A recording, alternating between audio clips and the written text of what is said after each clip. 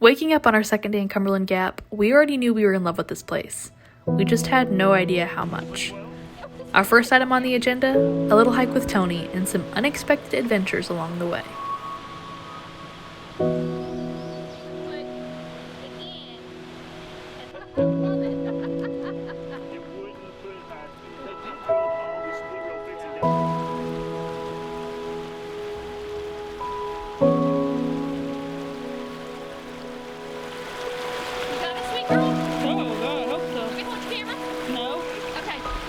I need you to hold my hand though. There we go. We're good. Okay. Which step did you? Let's see. I don't know. I think it's up right there on that roll. Okay. Good. You're good. Good.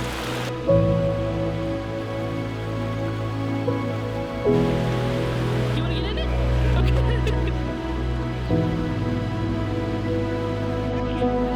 On your second day in Cumberland Gap, you fell down. So, for years as a child, we climbed the structure, and my first few years teaching, kids climb the structure. You are not allowed to climb the structure because it's a national part of the national park, and so it's discouraged. There's even a gate over the front entrance now.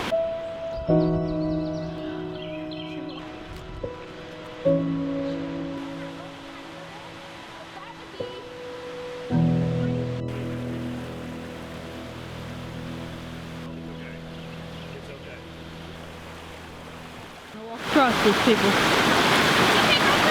I'm going this way. I'm going this way. Okay. Swimmy, swimmy.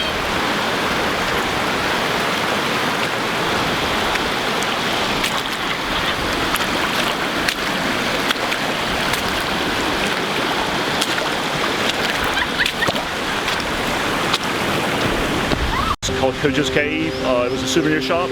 And so we're going to walk up to the mouth of the cave there, which would have been where all the tourists stopped at one time. Yay? With cars. With cars, yes.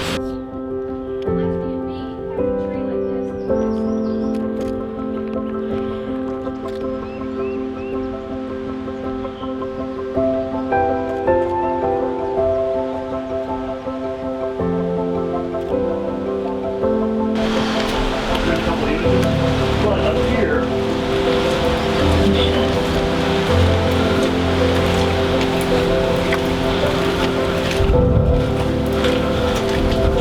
as your eyes adjust, this is the actual cave entrance where a park employee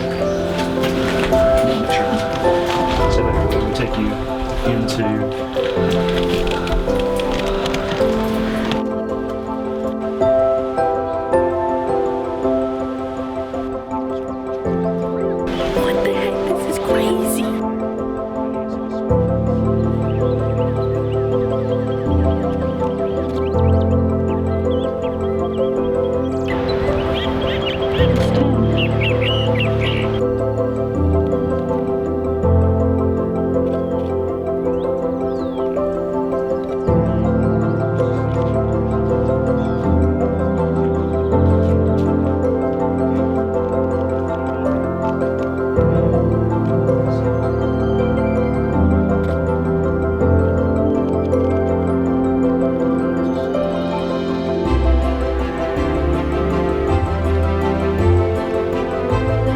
We're gonna be successful.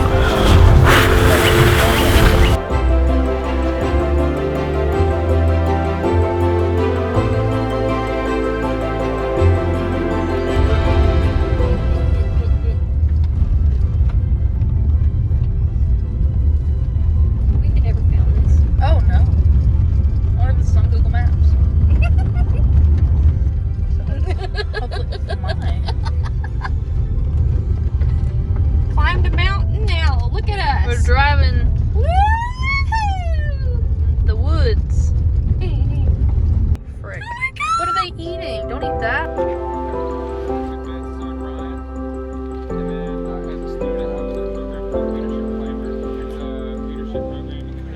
I just don't Be know nearby. what the goat's gonna do. Hey there, goat.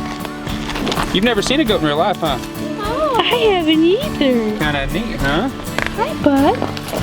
Ellie, if you get scared, just come by me, okay? Hi, baby. Everybody likes the baby. Hi. Oh, don't bite your Hey face. there, bud. He's licking it like a little dog. Oh. Oh god, that's so cute. Listen, they might nibble, okay? Is it okay?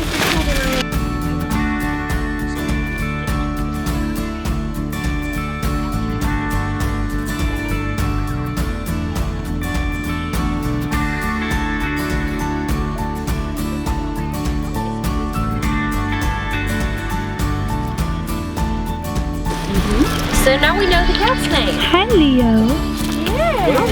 Daisy, get out of there. Oh gosh. Who's Daisy? Daisy's the dog that's in the chicken coop there. She's eating the. Goodness, Yeah, they'll be all right. that is so funny.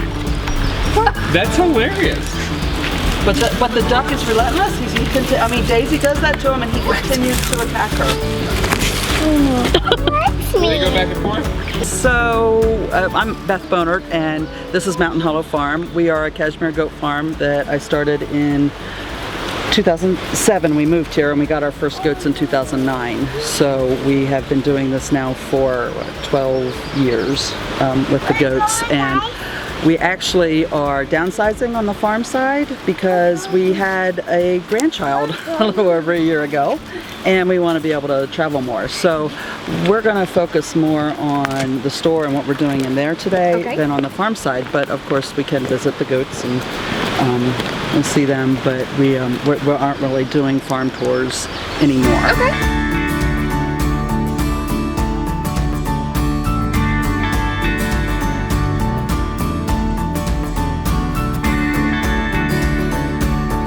Our store is an old general store that was built in 1931, and it was operated as a general store until the mid-50s, and then they moved it up onto the old highway, and since then it's pretty much been used as a shed until we fixed it up and reopened it as a store. And most of the store is, about half of the store is yarn, and the other half is some gifts and things like handmade soap and loose leaf teas. And so we'll go in and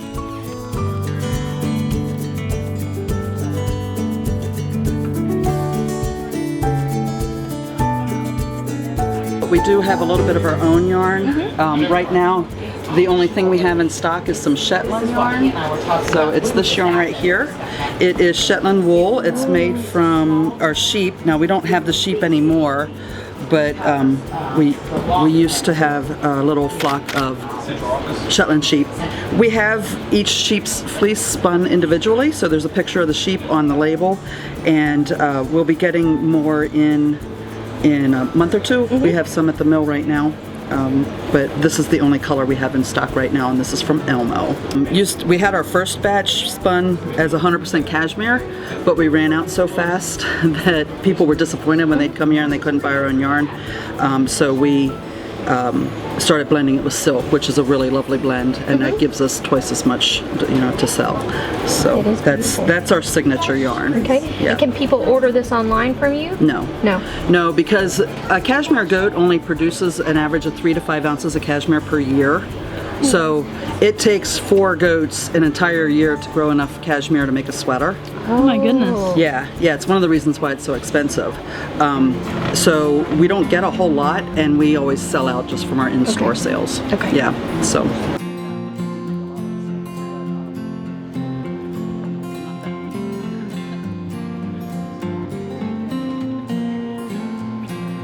Every brand we carry, pretty much every brand we carry for a particular reason. So there's 2 that right off the top of my head that we carry because they are American mills, and they use fiber from American farmers. So one is Chistari, and it's a mill in Virginia, and they use domestic wool in their blends and domestic cotton. In fact, a lot of the cotton and a lot of the wool is even grown in Virginia. So it's milled in Virginia. A lot of it's grown in Virginia. And then the other one is Kramer, which is a mill in Pennsylvania. and they use domestic wool in all of their yarns. So being a farmer, you know, it's kind of near and dear to my heart to support American farmers. So that's the reason why we carry those two. Now, it goes without saying, all of the yarns we carry because we think they're fantastic yarns. Okay, so I'm not going to go over and say that. That's a given. Like these are from Rock and String Creations. And Rock and String Creations is an independent hand dyer in Kentucky.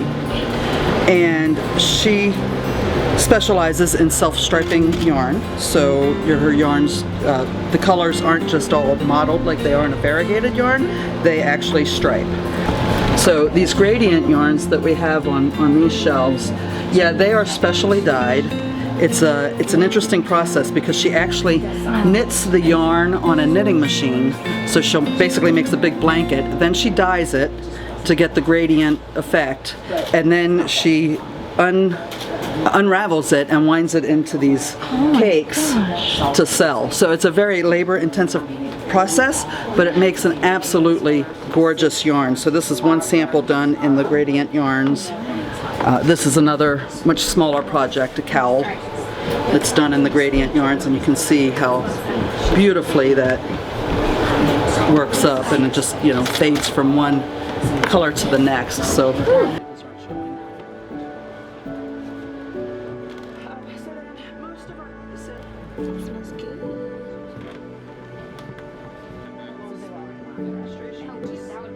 it's that twist that gives it strength and keeps it from falling apart.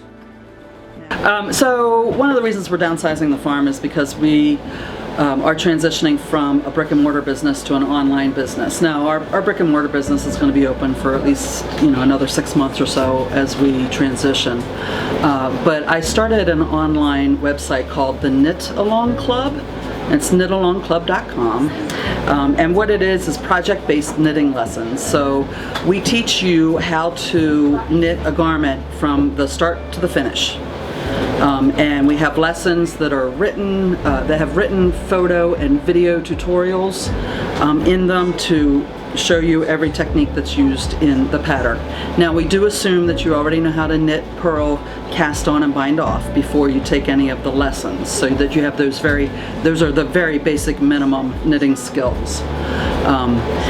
But it's a monthly subscription or annual subscription, saves you a little money. And right now we've got 20 projects, and we're adding more projects every about 6 weeks. We add a new project.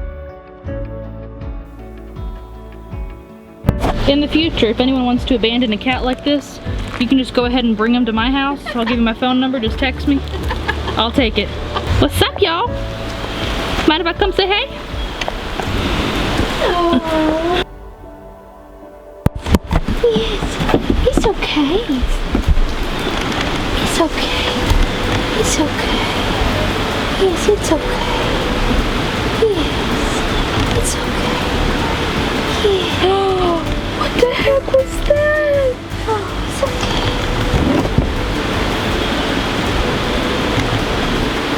Look, there's a different cat.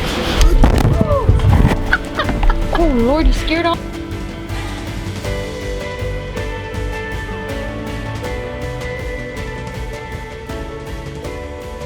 This, of course, is an old Carnegie Library building, and you all know about Mr. Carnegie and how he built libraries all over the country because he rags to riches story, and he always said that the man who dies rich is a failure. And of course, he was a tough employer, and a lot of coal miners didn't like him. But be that as it may, he did build, and one of his great innovations was to have a browsing part of the library for adults, one side for children, and the whole library is, except for moving the cases, like it was. Well, in this picture here, if you look at this building, this was our first library. The English built it as it was a subscription library as well as an exhibit hall. And if you look right across the street, there it is. Oh, wow. It's lacking, it's top notch. And I'm sure that's not what they call it. Anyway, so this, as you know, if I go rattling on too long, you'll stop me and say, this is really boring. Quit. Because of course somebody climbs on their hobby horse and it's hard to get them off. That's fine. But and you've been up there now and seen the gap. So this is a satellite picture of this area. And you can see why this area was so important to the whole westward movement. Back about 300 million years ago, the continents collided, pushed up the Appalachian Mountains. Actually, it was the second generation, but they pushed them up, and of course they go this way. And when there was all this pressure, it pushed a big sheet of rock sideways.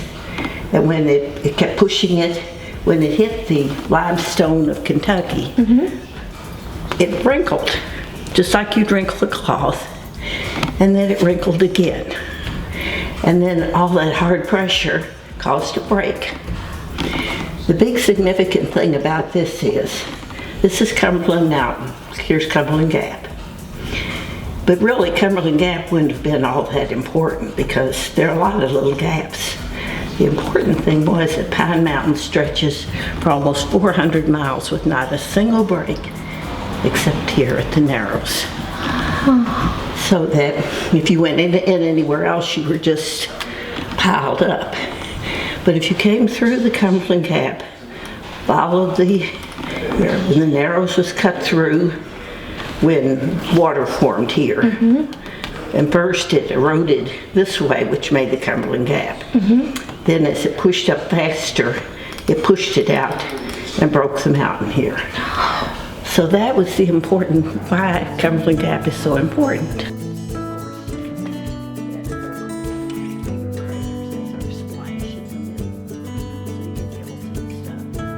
It's the only city in the United States, and maybe in the world, that has been within a meteorite crater. For sure the United States.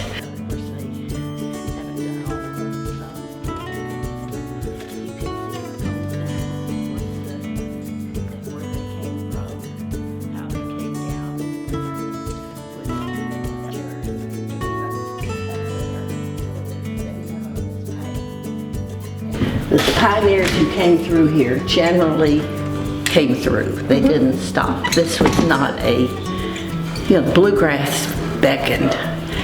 This was swampy. It was cane breaks. It was dangerous because the Indians they were in a bottleneck and tended to attack. So they mostly moved through. And you know what they always say, it was somebody whose wagon axle broke that ended up staying here. But these are various families. Our present genealogists here start going through the families that did stay prior to the Civil War they were scattered all over.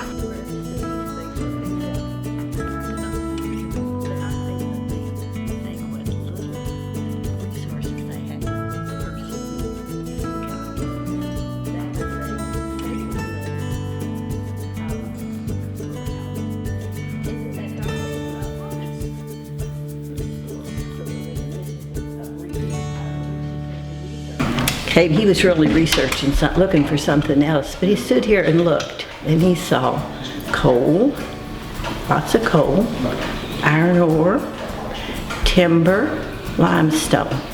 What does that say to you? It says steel. And this was after the Civil War, New South rising, new cities growing, Atlanta and Birmingham. He said, this will be the new Birmingham, this will be the new Pittsburgh. And he was amazing.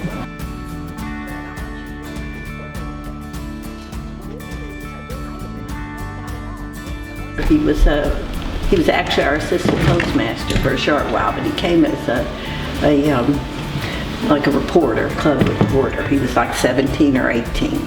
And he played by ear. And this place had piles of saloons, because you can imagine all this get-rich-quick crowd piled in. And first thing they did was build a saloon. And he would go around and listen, and then, you know, there were mountaineers here, there were people from Italy, they were building the canal, there were people from Greece, they were, you know, from all over the world practically. They were bringing in their things, but he sort of started picking up this like mountain music along with some from everybody else. And so he printed his first, and I've got a timetable here because nobody will believe me when I say that. He is definitely, you know, named the originator of ragtime. Everybody hears about Scott Joplin. It was 1899 when Scott Joplin printed his first piece. Already, he had put out his first piece of music, ragtime music in 1893.